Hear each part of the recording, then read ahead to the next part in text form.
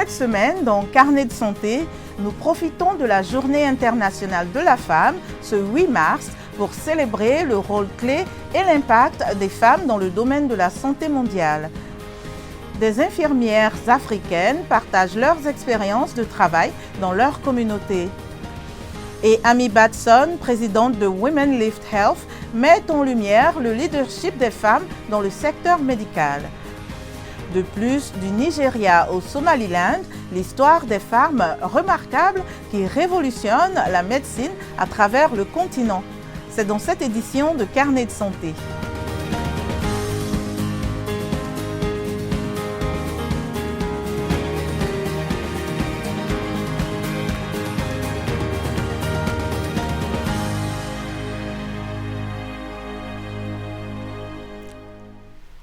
Bonjour à tous, ravi de vous rejoindre pour une nouvelle édition de Carnet de santé. Le 8 mars marque la Journée internationale des femmes, une journée pour célébrer les diverses réalisations des femmes au fil des années et réfléchir sur certains défis restants. Selon l'Organisation mondiale de la santé, les femmes représentent au moins 67% de la main-d'œuvre mondiale dans la santé et les services sociaux. Elles ont un impact significatif dans divers domaines, notamment dans la recherche médicale, dans la législation et dans les soins. Partons au Nigeria où, pendant de nombreuses années, les habitants de la communauté de Garani Jatau, dans le nord-ouest de l'État de Kaduna, ont dû se rendre dans les villes voisines pour recevoir des soins médicaux en raison de l'absence d'hôpital fonctionnel dans leur région. Mais une bénévole se rend désormais vers ces communautés pour leur apporter le soulagement. C'est un mercredi après-midi et comme d'habitude, Hafsat Mohamad termine ses tâches domestiques quotidiennes avant de se rendre au seul centre de santé de la communauté où les patients attendent. Hafsat n'est pas un agent de santé qualifié, mais face à l'absence de personnel médical dans la région et aux difficultés qui en résultent pour les personnes cherchant à se faire soigner, elle a décidé d'intervenir. Je travaille bénévolement à la clinique. Mon niveau d'éducation n'est pas très élevé. Je me suis arrêtée lorsque j'ai obtenu un certificat. C'est comme une éducation préliminaire dans le domaine de la santé. Mais Hafsat ne considère pas son niveau d'éducation comme un obstacle à l'aide qu'elle peut apporter à la communauté. Pendant des années, les habitants de cette communauté ont parcouru de longues distances jusqu'aux villes voisines pour obtenir des soins médicaux. En raison du mauvais état des routes, les patients étaient transportés sur des motos, ce qui entraînait des fausses couches et d'autres complications pour certaines femmes enceintes. Je suis venue pour les consultations prénatales et elles nous aident beaucoup. Si une personne malade est amenée à l'hôpital, ils vont l'appeler à la maison et elle sort pour aider la personne. Elle fait vraiment des efforts. Je lui suis reconnaissante ainsi qu'à ceux qui la soutiennent. Ils nous aident vraiment. Hafsat reçoit des appels à tout moment de la journée lorsqu'il y a un patient à la clinique. Elle explique cependant que certains problèmes rendent son travail plus difficile. Nous souffrons du manque d'électricité et d'eau dans cet hôpital. Lorsque nous recevons un patient ou une femme enceinte en travail, nous utilisons la lumière de nos téléphones portables pour les aider. Et lorsque les batteries de nos téléphones sont déchargées, nous continuons à travailler dans l'obscurité. Malgré ces difficultés, Hafsat est très fière de son travail et des vies qu'elle a sauvées dans les villages. J'ai commencé par plaisanter, mais je suis très heureuse de ce que j'ai accompli ici. Ici, tout le monde est heureux de venir me demander de l'aide. Après avoir terminé à l'hôpital, les gens me suivent chez moi et les enfants d'ici donnent mon nom à la clinique. Ils l'appellent l'hôpital Hafsat. Cela me fait grand plaisir. Le chef traditionnel du village a décrit Hafsat comme une bénédiction pour la communauté, affirmant qu'elle essuie plus de larmes qu'on ne peut l'imaginer. La façon dont vous la voyez à l'hôpital, c'est qu'elle est toujours disponible, même à minuit. Elle est toujours prête à aider. La communauté Garani Jatau est l'une des nombreuses régions du Nigeria qui manquent d'infrastructures de santé. Mais toutes n'ont pas la chance d'avoir des bénévoles comme Hafsat Mohamad qui comblent ces lacunes. Selon les experts, les infirmières sont l'épine dorsale des services de santé. Elles sont présentes dans chaque communauté et sont souvent les premières prestataires de soins de santé ou parfois même les seules. Nous avons demandé à quelques infirmières de partager leurs expériences.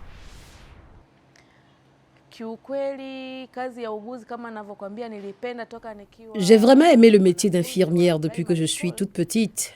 Comme je l'ai décrit plus haut, j'avais le sentiment que les infirmières connaissaient beaucoup de choses sur le plan humain. Et lorsque je suis entrée à l'école de formation en soins infirmiers, j'ai obtenu ce dont j'avais besoin. D'abord et avant tout, je voulais savoir comment fonctionne le corps humain, ce que j'ai appris peu après mon entrée à l'école, à propos de l'anatomie et de la physiologie. C'est là que l'on nous a appris comment le système humain a été créé et quelle est la fonction de chaque organe humain. Les femmes médecins ont des difficultés dans la considération. Dans la considération, on n'a pas beaucoup de femmes qui occupent des postes de prise de décision dans les hôpitaux. L'un des défis est que l'infirmière doit effectuer plusieurs tâches en même temps et cela dépend de l'environnement dans lequel elle se trouve. Ce que je souhaite vivement, et au nom vraiment des femmes médecins, c'est aussi qu'ils aient cet appui-là. Par exemple, que le gouvernement, que les partenaires puissent appuyer les femmes qui veulent faire la spécialisation. Donc, pour qu'on ait plus de femmes médecins qui ont la possibilité de se spécialiser. Parce que ça, c'est aussi un autre défi, comme on l'a dit.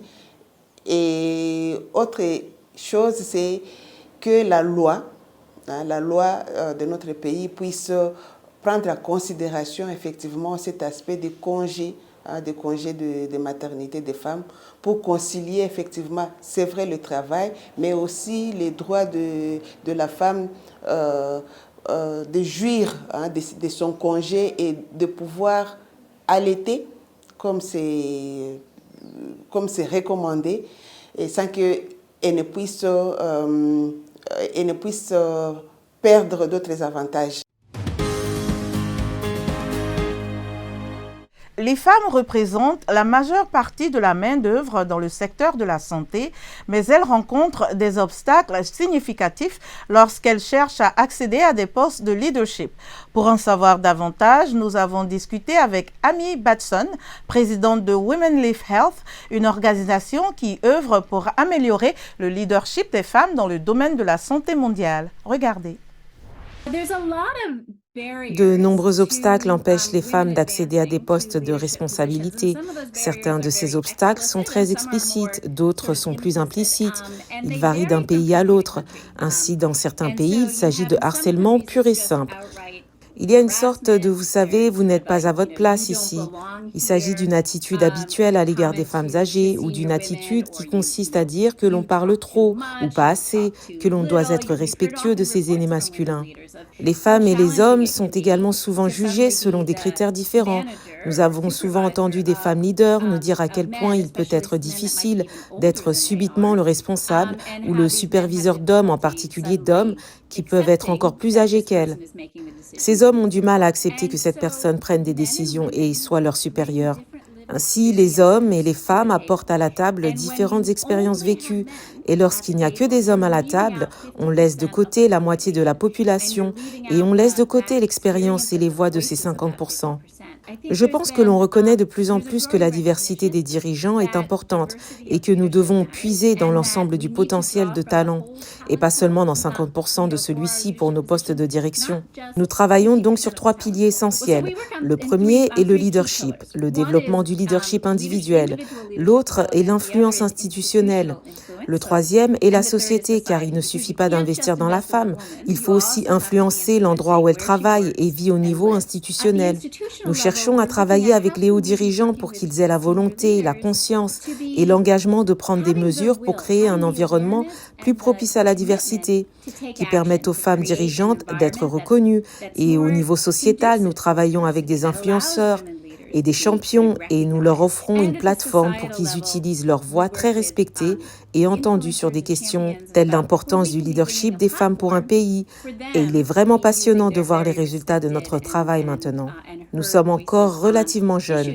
Cela fait 4 ans, mais nous constatons déjà des changements chez ces femmes, tant sur le plan quantitatif, comme nous le faisons pour les évaluations, que sur le plan qualitatif. Ainsi, les effets bénéfiques de ce que ces femmes accomplissent dans le secteur de la santé, en relevant certains de ces défis dans leurs institutions, dans leur communauté, sont vraiment inspirants à voir.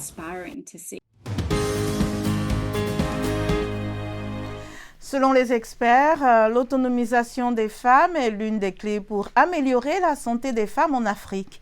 Voici quelques femmes remarquables qui révolutionnent la médecine sur le continent. Edna Adan Ismaël est infirmière sage-femme, militante et ancienne ministre du Bien-être familial et du développement social du Somaliland. Elle est la directrice et la fondatrice de la maternité Edna Adan à Hargeisa. Elle est aussi une militante et une pionnière dans la lutte contre l'excision. Ismaël a subi une excision à l'âge de 8 ans, puis s'est formée en tant qu'infirmière sage-femme au Royaume-Uni pour aider à prévenir d'autres femmes de subir le même traumatisme qu'elle. Dr. Ola Brown est une médecin britannique-nigériane, entrepreneur dans le domaine de la santé et fondatrice du groupe d'investissement en santé Flying Doctors. Brown a créé Flying Doctors pour contribuer à améliorer les services médicaux au Nigeria après avoir perdu sa sœur dans des circonstances difficiles. Entre autres activités, le groupe Flying Doctors Healthcare est actif dans les services d'ambulance aérienne, la construction d'hôpitaux et de cliniques et la vente de produits pharmaceutiques. Professeur Karesha Abdul Karim est une épidémiologiste des maladies infectieuses dont les principaux centres d'intérêt de recherche incluent les facteurs influençant l'infection par le VIH chez les adolescentes. Elle est directrice scientifique associée de CAPRISA et a été l'investigatrice principale de l'essai CAPRISA 004 sur le gel de tenofovir qui a fourni la preuve de concept des microbicides. Elle est professeure dans plusieurs institutions, dont l'Université Columbia aux États-Unis et l'Université du KwaZulu-Natal en Afrique du Sud. À Bordeaux, une chirurgienne rassure les malades sur qui elle opère avec le son unique de sa voix que ses patients trouvent apaisante. La salle d'opération aux lumières blafardes contraste avec la voix chaude et envoûtante d'Aïcha Ndoye, reprenant Whitney Houston. La chirurgienne bordelaise, qui apaise les patients qu'elle opère, mène une double vie de médecin et de chanteuse. La première fois que j'ai chanté, j'étais encore interne, j'étais encore étudiante et j'ai chanté vraiment dans un moment de désespoir. On n'arrivait pas à endormir une patiente qui était totalement agitée et ne voulait pas se laisser ne serait-ce que perfuser. Et donc en me lavant les mains, je me suis dit que j'allais peut-être essayer quelque chose. C'est la dernière option qu'on avait, donc c'était que je chante. Donc j'ai chanté pour la patiente, donc, ce qui a un peu permis de capter son attention et donc de la perfuser en même temps et de l'endormir. Et depuis, j'en ai fait un outil à part entière dans mon activité. À 34 ans, Aïcha Ndoye, chirurgienne gynécologue spécialisée en oncologie, sort vendredi son premier album avec 2 autres collègues. Le trio, Les Soignantes, a atteint la demi-finale de La France a un incroyable talent et rêve de remporter la compétition le 22 décembre. C'est aussi extraordinaire parce que c'est normal, c'est notre travail en fait de faire du bien et de le faire par n'importe quel moyen. Ce lien privilégié, tissé avec ses patients, est longtemps resté confiné aux murs de l'hôpital. Jusqu'à une vidéo postée en janvier sur les réseaux sociaux par la directrice générale de GBNA Santé, dont fait partie la polyclinique Bordeaux-Nord où elle travaille. Ça détend, mais ça détend pas que les patients, en fait ça détend l'atmosphère générale d'un bloc opératoire. Et au-delà d'une musique qu'on peut entendre, là c'est vraiment la voix d'une chirurgienne auprès de ses patientes. C'est humainement parlant très fort. Ça nous émeut même parfois aux larmes.